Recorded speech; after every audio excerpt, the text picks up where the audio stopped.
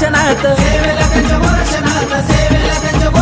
अशी गुरुमाऊली आस मनाची पूर्ण करणारी, अशी गुरुमाऊली आस मनाची पूर्ण करणारी.